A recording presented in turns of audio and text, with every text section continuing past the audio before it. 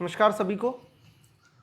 तो अब वापस से आज हम लोग जो वीडियो आप लोगों ने अभी देखा होगा इसके पहले जो मैंने पोस्ट कर दिया था, तो वो वीडियो था अकाउंट्स के बहुत ही बेसिक कॉन्सेप्ट्स के बारे में। अकाउंटिंग क्या होती है, बुक कीपिंग क्या होती है और बाकी सारी चीज़ें। एंड आई होप आप लोगों ने वो वाला वीडियो देखा होगा। अब आ जाते हैं हम अकाउंटेंसी क्लास 11th के अगले पार्ट पर, जो कि है अकाउंटिंग टर्म्स। ये बहुत कम समय में मैं आपको बहुत कुछ करवा दे रहा हूँ, बहुत सारी चीज़ें करवा दे रहा हूँ। तो चलिए बिना वक्त ज़ाया किए हम लोग स्टार्ट करते हैं अकाउंटिंग टर्म्स। तो अब अकाउंटेंसी में अकाउंटिंग हमने देख लिया क्या होती है, बुक कीपिंग देख लिया क्या होती है। अब हम देखते हैं अकाउंट्स में कौन कौन सी टर्म्स आती हैं। तो सबसे पहली टर्म हमारी है असेट्स। असेट्स क्या होती है? असेट्स है economic resources owned by the business. ऐसी इकोनॉमिक रिसोर्सेज जो कि बिजनेस को कभी ना कभी पैसा कमा के देंगी, बेनिफिट्स निकाल के देंगी, उनको हम असेट्स कहते हैं। तो अकाउंटिंग में हम लोग असेट्स उन सारी चीज़ों को कहेंगे जो कभी ना कभी बिजनेस को बेनिफिट बना करके देंगी, बेनिफिट निकाल करके देंगी। वो सारी चीज़ें असेट्स होती हैं। जैसे कि कोई एक मशीनरी, फर्नीचर, आप कैश, बैंक, जो लोगों को आपने सामान बेचा हुआ है उनसे कभी ना कभी पैसा आएगा, तो वो लोग भी किस में आएंगे? असेट्स में आएंगे। तो ये कितने प्रकार की असेट्स होती है? तो ये असेट्स होती है, पहली है current assets, expected to be converted into cash used within a year. इसको बोलते हैं करंट असेट्स, जो कि एक साल 12 महीने 12 मंथ्स के अंदर अंदर हम इसको रियलाइज कर लेंगे, कैश में कन्वर्ट कर लेंगे। तो ये कहलाती है करंट असेट्स। फिर नॉन करंट असेट्स क्या होंगी? तो भाई लॉन्ग टर्म असेट्स, जो कि 12 महीने से ज़्यादा तक चलने वाली हैं, जैसे कि बिल्डिंग, मशीनरी, प्लांट, ये सब हमारे लिए लॉन्ग टर्म असेट्स बन जाती है, नॉन करंट असेट्स बन जाती है। देन आती है टेंजिबल असेट्स, जो कि फिजिकल फॉर्म में होती है, जैसे कि जिसको देखा जा सकता है, टच किया जा सकता है, लैंड, बिल्डिंग, मशीनरी, फर्नीचर, ये सब। इंटेंजिबल असेट्स, जिसका कि कोई फिजिकल फॉर्म नहीं होता है, जैसे कि गुडविल। अब ये गुडविल क्या होती है? तो गुडविल आप अभी के लिए इतना समझ लीजिए कि गुडविल होती है किसी भी बिजनेस की रेपुटेशन, या फिर आप इसको ऐसा भी समझ सकते हैं कि एक बिजनेस जो कि बहुत लंबे समय तक अपनी एक रेपुटेशन बनाता है, जिसकी वजह से वो बिजनेस अर्न कर रहा होता है। वो जो प्राइस नॉर्मल लोग उसी टाइप के, उसी नेचर के बिजनेस को चालू करके जो प्राइस पर अपना सामान बेच सकते हैं, उससे कितना ज़्यादा प्राइस पर ये अपना सामान बेच सकता है। This is called goodwill. तो ये एक रेपुटेशन होती है बिजनेस की, एक ट्रस्ट होता है बिजनेस का, जो कि बिजनेस अर्न करता है during a period of time. Customers, कई बार हमने देखा है कि कस्टमर्स की जो लॉयल्टी होती है वो भी गुडविल में कंट्रीब्यूट करती है। तो इंटेंजिबल असेट्स में आ जाएगा ये। देन हम आ जाते हैं लायबिलिटीज पर। लायबिलिटीज क्या होती है? Obligation payable by the business. Business की ऐसी सारी ऑब्लिगेशन जो पैसा बिजनेस को कभी ना कभी वापस करना है। तो जो पैसा बिजनेस लेकर के आया है और कभी ना कभी उसको वापस करना पड़ेगा, तो वो कहलाएगी लायबिलिटीज। देन लायबिलिटीज में भी सेम चीज है, करंट लायबिलिटीज, जो कि विद इन अ ईयर हमको पे करना है। जैसे कि हमारे क्रेडिटर्स, अभी क्रेडिटर्स क्या होते हैं ये भी देखेंगे कि भाई जिनसे हम सामान खरीद करके लाए हैं उनको कभी ना कभी पैसा वापस देना पड़ेगा, current liabilities. Non current liabilities मतलब पेएबल आफ्टर 1 ईयर, एक साल के बाद आपको पे करना पड़ेगा, तो वो बन जाएंगी, पे करना है तो वो बन जाएंगी नॉन करंट लायबिलिटीज। देन आ जाता है कैपिटल। कैपिटल मतलब owners investment in the business, owner का खुद का पैसा जो कि बिजनेस में उसने इन्वेस्ट किया हुआ है, that is called capital. Drawings, एक और वर्ड आता है ड्राइंग्स। ड्राइंग्स वर्ड का मतलब होता है withdrawal of goods oblique cash by the owner for personal use. तो जब भी कोई ओनर अपने पर्सनल यूज के लिए कोई भी चीज खरीद लेकर के जाएगा बिजनेस में से, तो वो क्या कहलाएगा? ड्राइंग्स कहलाएगा, राइट। तो जैसे कि मैं एग्जांपल बताता हूं आपको, ये टैबलेट है, राइटिंग पैड है। राइटिंग पैड जो है ये अगर मैं अपने घर लेकर के चले जाऊंगा और घर में इसको यूज करूंगा, किसी भी पर्पज से मैं यूज करूं, तो ये क्या बन जाएगा? ये ड्राइंग्स बन जाएगा। तो आप अपने बिजनेस में इस्तेमाल होने वाली किसी भी चीज़ को अगर पर्सनल यूज़ के लिए लेकर के जाते हैं तो वो चीज़ ड्राइंग हो जाती है। और एग्जांपल मैं आपको और देता हूँ कि जैसे कोई किराने शॉप वाला बंदा है, उसके घर में भी खाना बनता होगा, तो तेल लगता होगा खाना बनने में, तो तेल का जो पीपा है वो जब घर लेकर के जाता होगा तो वो क्या बन जाता होगा? ड्राइंग्स। क्योंकि वो चीज़ वो कहीं और से, पागल थोड़ी है, वो कहीं और से परचेस करके लाएगा, वो अपनी ही दुकान में से घर लेकर के चले जाएगा। तो जब वो दुकान में से कोई चीज़ घर लेकर के चले जाएगा पर्सनल यूज़ के लिए, तो वो तेल का पीपा भी ड्राइंग्स में आ जाएगा। अगर वो दुकान में रखा हुआ फर्नीचर उठा करके लेकर के चले जाएगा, वो भी ड्राइंग्स में आ जाएगा। तो ड्राइंग्स कुछ भी हो सकती है। फिर पर्सनल यूज़ के लिए अगर बिजनेस से रिलेटेड कोई भी चीज़ अगर वो लेकर के जाता है तो वो क्या बन जाएगा? ड्राइंग्स। देन आ जाता है हमारा अगला रेवेन्यू। रेवेन्यू क्या है? Income earned from core business activities is called revenue. Core business activities करके जो हम लोग क्या करते हैं, बिजनेस करते हैं, वो क्या कहलाता है? सॉरी, इनकम कमाते हैं, वो क्या कहलाता है? रेवेन्यू। तो core business activities for schools, schools के लिए कोर बिजनेस एक्टिविटीज क्या होंगी? एजुकेशन। हॉस्पिटल के लिए क्या होगी? हॉस्पिटल के लिए, तो हॉस्पिटल के लिए कोर बिजनेस एक्टिविटी है हेल्थ केयर सर्विसेज देना। तो कोर बिजनेस एक्टिविटीज करके जो पैसा आता है वो रेवेन्यू में चले जाता है। फिर वो फीस हो सकती है, सेल से आया हुआ पैसा हो सकता है। ठीक है। देन हम आ जाते हैं एक्सपेंसेस पर। Cost incurred to earn revenue is called expenses. Cost incurred, जो हम कॉस्ट इनकर कर रहे हैं रेवेन्यू अर्न करने के लिए, इसका बहुत क्लासिक एग्जांपल है हमारे एडवर्टीजमेंट्स। तो अगर हम कोई एड्स करते हैं, एडवर्टीजमेंट करते हैं, तो एडवर्टीजमेंट करते टाइम हमारी क्या लग रही है? कॉस्ट लग रही है। क्यों लग रही है? क्यों कर रहे हैं एडवर्टीजमेंट? क्योंकि हमको रेवेन्यू कमाना है। तो वही बोल रहा है, cost incurred to earn revenue is expenses. ठीक है। देन प्रॉफिट एंड लॉस क्या है? तो एक्सेस ऑफ रेवेन्यू, रेवेन्यू अगर ज्यादा है किससे? एक्सपेंसेस से। रेवेन्यू है फॉर एग्जांपल 100 CR का, 100 करोड़ उसका रेवेन्यू हो रहा है और उसके लिए आपने एक्सपेंसेस कर दिए हैं 30 करोड़ के, तो आपका प्रॉफिट आ जाएगा 70 CR का। और मैंने रेवेन्यू अब भी बताया ऊपर, रेवेन्यू क्या होता है? तो income earn from core business activities. Right, आगे बढ़ते हैं। अदर टर्म्स, जैसा कि अभी हमने टर्म ऊपर यूज करी थी डेटर। ये डेटर क्या होते हैं? Person who owe money to the business, जिन्हें बिजनेस को पैसा देना है। बिजनेस से वो कोई स्टॉक, माल, इन्वेंट्रीज, सामान खरीद करके लेकर के गए होंगे, उसके लिए उनको वापस क्या करना पड़ेगा? पैसा देना पड़ेगा। अब उन्होंने पैसा उस टाइम पर तो दिया नहीं, तो वो अगर दे देते तो कैश में आ जाता, लेकिन उन्होंने बोला कि हम उधारी पर सामान लेकर के जा रहे हैं। तो बिजनेस ने जिन लोगों को उधारी पर सामान बेचा है वो लोग कहलाते हैं डेटर्स। फिर क्रेडिटर्स क्या कहलाते हैं? तो बिजनेस ने जिन लोगों से, मैं फिर से एक बार बोल रहा हूं, बिजनेस ने जिन लोगों से वो सामान खरीद करके लाया है, स्टॉक खरीद करके लाया है, उन लोगों को क्रेडिटर्स कहते हैं। तो हमने जिनसे क्रेडिट पर सामान खरीदा है, क्या किया है? तो ये क्रेडिटर्स परचेज से रिलेट करते हैं और डेटर्स सेल्स से रिलेट करते हैं। तो जब हम कोई चीज़ बेचेंगे वहाँ से आएगा रेवेन्यू, तो रेवेन्यू आएगा, लेकिन अभी उन्होंने बोला है कि हम कुछ टाइम बाद देंगे, तो वो हमारे डेटर्स बन जाते हैं। और जो हम जिन लोगों से सामान खरीद करके लाए हैं वो क्रेडिटर्स बन जाते हैं।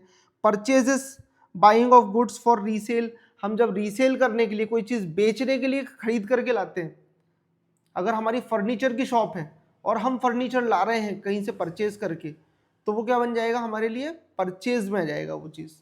राइट। और अगर हम फर्नीचर ला रहे हैं खुद के ही यूज़ के लिए, तब वो क्या बन जाएगा? वो बन जाएगा फर्नीचर असेट। ठीक है। देन आ जाता है sales, selling of goods for revenue. Revenue के लिए गुड्स को बेचना सेल्स कहलाता है। स्टॉक मतलब गुड्स अवेलेबल फॉर सेल। तो जो आप लोग देखते होंगे कि जो अवेलेबल गुड्स हैं सेल के लिए, जैसे कि आप एग्जांपल ले लीजिए मेडिकल शॉप का, मेडिकल शॉप पर जो गुड्स अवेलेबल हैं सेल करने के लिए, तो वो स्टॉक में कहलाएंगे। फिर voucher, document supporting a transaction, voucher, invoices, ये सारे जो डॉक्यूमेंट्स होते हैं तो ये सेल को डिफाइन करते हैं कि भाई हमारे यहाँ सेल हो गया है, राइट। देन ट्रांजैक्शन, ट्रांजैक्शन मतलब any event measurable in money. हम जब मॉनिटरी टर्म्स में, मनी टर्म्स में जब हम किसी चीज को मेजर कर सकते हैं तो वो ट्रांजैक्शन कहलाता है, ठीक है। तो ये हमारी कुछ टर्मिनोलॉजीज हो गई जो हम लोग अकाउंट्स करते टाइम में यूज करते रहेंगे और कंटिन्यूसली हम लोग इस चीज को देखते रहेंगे कि कैसे हमें इसे यूज करना है, राइट, और कहाँ कहाँ पर ये काम में आने वाला है। तो डेटर्स और creditors, assets, liabilities, capital, expenses, income, ये तो आप बिल्कुल जरूर से याद कर लीजिए, ये बहुत ज्यादा इंपॉर्टेंट है, राइट। तो अब हम आ जाते हैं अकाउंटिंग कॉन्सेप्ट्स के ऊपर। अकाउंटिंग प्रिंसिपल्स हमको पढ़ने हैं, तो अकाउंटिंग अब करनी है, ठीक है। तो अब मैं इसका थोड़ा सा, ज़्यादा मैं समय उसमें अब लूँगा नहीं, मैं थोड़ा सा आपको ब्रीफ में बता देता हूँ कि क्या, क्यों प्रिंसिपल्स क्या होते हैं और क्यों इनको बनाया गया। तो अकाउंटिंग प्रिंसिपल्स जो होते हैं ना, क्या होते हैं कि आप एग्जाम्पल ले लीजिए कि ये राम है और ये अब्दुल है, ये जेठालाल है, ये सोडी है, ये अय्यर है, ठीक है। अलग अलग लोग हैं यहाँ पे। अगर आप इन लोगों को बोलेंगे ना अकाउंटिंग कर लो बिना कोई प्रिंसिपल फॉलो किए, बिना कोई सिद्धांत के, बिना कोई नियम के, बिना कोई कायदे के, बिना कोई कानून के, तो जेठालाल अपना गुजराती वाला दिमाग लगा के अलग टाइप का अकाउंट्स बनाएगा, सोडी अपना पंजाबी वाला दिमाग लगा के अलग टाइप का बनाएगा, अय्यर अपना साउथ वाला दिमाग लगा के अलग टाइप का अकाउंटिंग कर लेगा, अब्दुल अपना अलग अकाउंटिंग कर लेगा, राम अपना अलग अकाउंटिंग कर लेगा, राइट। तो ये सब अपनी अपनी अपनी अपनी अकाउंटिंग कर लेंगे अपने मन मर्जी से। कोई कोई सिर्फ लाल वाली डायरी में लिख लेगा कहीं कहीं कितना कैश आया कितना कैश गया, राइट। तो इस तरीके से अकाउंटिंग हो जाएगी, ठीक है। लेकिन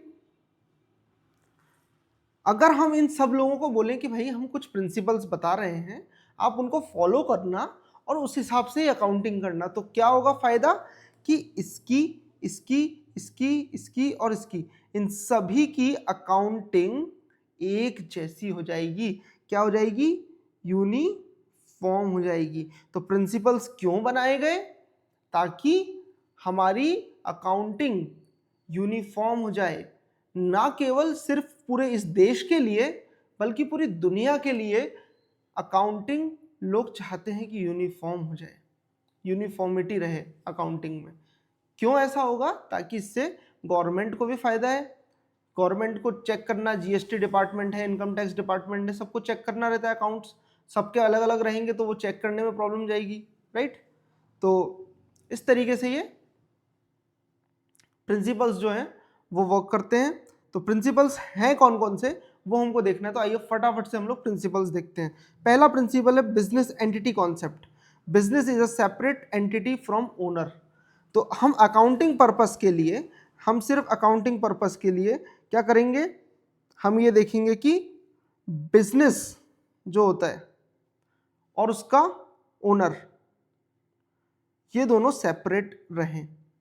बिजनेस एंटिटी कॉन्सेप्ट ये बोलता है बिजनेस अलग रहेगा और उसके ओनर्स अलग रहेंगे, ठीक है। ये कहलाता है business entity concept. Business entity concept क्या बोल रहा है? ओनर्स अलग और बिजनेस अलग। मतलब हम अकाउंटिंग किसकी करेंगे? बिजनेस की, ना कि ओनर की। हम अकाउंटिंग हमेशा किसकी करेंगे? बिजनेस की अकाउंटिंग करेंगे, और ओनर की अकाउंटिंग हम नहीं कर रहे हैं। तो इसलिए जो भी पैसा आएगा वो कहाँ पे आएगा? बिजनेस में आएगा। जो भी पैसा जाएगा वो कहाँ से जाएगा? बिजनेस से जाएगा।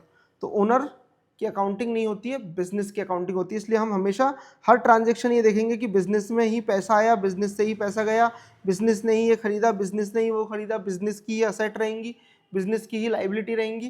तो हम हमेशा बात किससे करेंगे? बिजनेस की से रिलेटेड हम सारी बातचीत करेंगे, राइट। उसके बाद में हम आ जाते हैं मनी मेजरमेंट कॉन्सेप्ट पर। मनी मेजरमेंट कॉन्सेप्ट क्या बोलता है? Record only monetary transactions. Money measurement concept क्या बोलता है, हर एक चीज जो कि मॉनेटरी टर्म्स में मेजर हो सकती है उसी चीज को आपको अकाउंट्स में लिखना है। क्योंकि हमने लास्ट वाली वीडियो में भी यही देखा था कि हमें अकाउंटिंग की एक लिमिटेशन है कि हम क्वालिटेटिव चीजें उसमें हम लोग नहीं लिख सकते हैं, राइट। तो क्या हो जाएगा यहाँ पर मनी मेजरमेंट कॉन्सेप्ट में कि मनी मेजरमेंट मतलब हमको मॉनेटरी टर्म्स में ही सब कुछ मेजर करना है, ठीक है।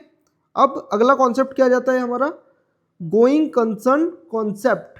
क्या जाता है, गोइंग कंसर्न कॉन्सेप्ट क्या बोलता है, business will continue in the foreseeable future. Business कैसा कंटिन्यू होगा, फोरसीएबल फ्यूचर, मतलब business will continue for ever. ये सोच करके ही बिजनेस करना है, ठीक है। तो business entity going concern concept क्या बोलता है कि business will continue for ever. ये सोचकर ही बिजनेस स्टार्ट करना है कि बिजनेस हमेशा चलने वाला है। ऐसा नहीं है कि कल को बिजनेस बंद हो जाएगा, तभी आप प्रॉपर अकाउंटिंग करेंगे उसकी, तभी आप प्रॉपर हिसाब किताब रखेंगे। क्योंकि आप अगर ये सोचेंगे ना कि यार मुझे 10 साल तक, 15 साल तक, 20 साल तक, 25 साल तक बिजनेस ये करना है, तो आप आज से ही इतनी अच्छी तरीके से अकाउंट्स बनाएंगे कि आपको 25 साल बाद अगर पुराना रिकॉर्ड्स देखना रहेगा तो आप आराम से निकाल करके देख सकते हैं, राइट। तो ये वाला एक कॉन्सेप्ट था। देन बोल रहा है अकाउंटिंग पीरियड कॉन्सेप्ट। क्या है अकाउंटिंग पीरियड कॉन्सेप्ट, तो हमारा अकाउंटिंग जो है results are reported for specific time period. एक स्पेसिफिक टाइम पीरियड के लिए हम लोग रिजल्ट्स घोषित करेंगे, जो कि टाइम पीरियड होता है अप्रैल टू मार्च, राइट। फिर आ जाता है कॉस्ट कॉन्सेप्ट। कॉस्ट कॉन्सेप्ट क्या बोलता है, सारी असेट्स को हमको परचेज प्राइस पर लिखना है, इसको बोलते हैं हिस्टोरिकल कॉस्ट। ये भी मैं लास्ट वाली वीडियो में बोला था कि अभी हम लोग इस पर बात करेंगे।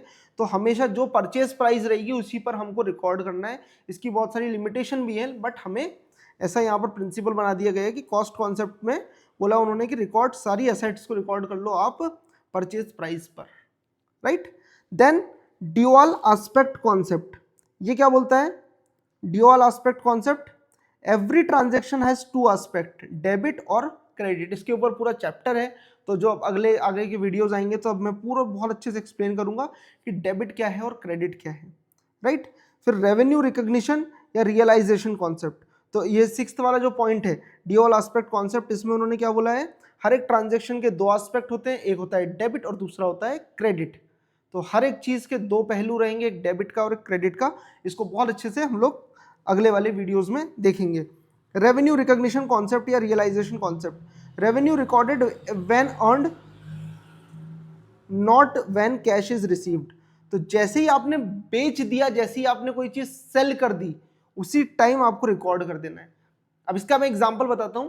आप कभी कपड़े लेने गए होंगे, जब भी आप कपड़े लेने जाते हैं तो जो दुकान वाला है वो आपको जैसे ही कपड़े दे देता है और आप बोलते हैं कि भाई मैं आपको थोड़े टाइम बाद पैसे दूंगा, तो वो क्या करता है, अपने अकाउंट्स में वो लिख लेता है कि भाई ये कपड़े बिक चुके हैं। और जब आप कभी वापस करने जाते हैं कपड़े, तो वो कपड़े के बदले में कपड़े ही देता है आपको, कभी कैश बहुत मुश्किल से ही देगा। तो वो इसी कॉन्सेप्ट की वजह से हो जाता है कि भाई वो सोचते हैं एक बार बिक गया तो फिर वो बिक गया और उसमें लिख लो सेल्स में, तो कम से कम इतने रुपए का तो सेल्स बुक हो ही गया है अपना, राइट। तो इसलिए रेवेन्यू रिकॉग्निशन कॉन्सेप्ट क्या बोलता है कि रेवेन्यू को आप रिकॉर्ड कर लो जब वो अर्न हो चुका है, जब आपने अपनी सर्विसेज दे दी है, आपने कोई प्रोडक्ट बेच दिया है, ना कि जब आपका कैश रिसीव हुआ हो, right. Matching concept, matching concept बोलता है match expenses with related revenues. Revenues के साथ में आप एक्सपेंसेस को मैच करो, रेवेन्यू के साथ एक्सपेंसेस को मैच करो। मतलब यह है कि एक बिजनेस ओनर था, उसने क्या किया कि वो हार्डवेयर की शॉप चलाता था, हार्डवेयर की उसकी शॉप थी, ठीक है। अब हार्डवेयर की शॉप में जो भी रेवेन्यू आएगा तो वो हार्डवेयर के जो आइटम्स वगैरह बिकेंगे उससे आएगा।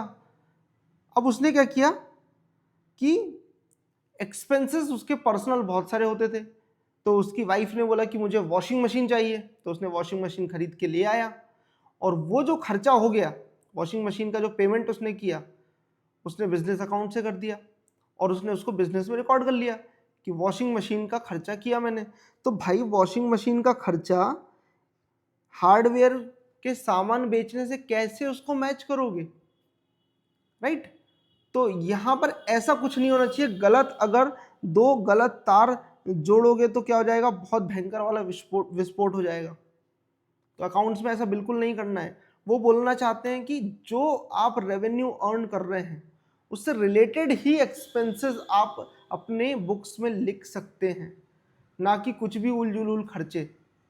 बच्चे की स्कूल की फीस पे कर दी आपने और आपकी शॉप है कपड़ों की, तो कपड़ों को बेच करके आने वाले रेवेन्यू में से उस बच्चे की एजुकेशन का क्या लेना देना है, right?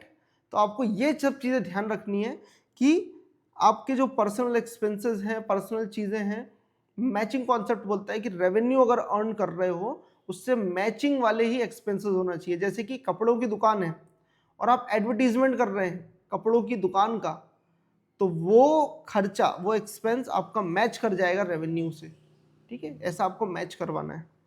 Then full disclosure concept, ये बड़ा बढ़िया कॉन्सेप्ट है। Material information, important information financial statements में आप डिस्क्लोज कर दो, बता दो सबको, ठीक है? देन कंजर्वेटिज्म या प्रूडेंस का प्रिंसिपल, ये प्रिंसिपल क्या बोलता है? कंजर्वेटिज्म या प्रूडेंस का principle, anticipate losses not profit, anticipate losses not profit. तो ये वाला कॉन्सेप्ट क्या बोलता है? एंटीसिपेट करो किसको? लॉसेस को, ना कि प्रॉफिट को, ठीक है? तो ये कंजर्वेटिज्म का प्रिंसिपल है, क्योंकि क्या है कि प्रॉफिट जो है ना वो एंटीसिपेट करते करते आप कितने भी दूर जा सकते हैं, है ना?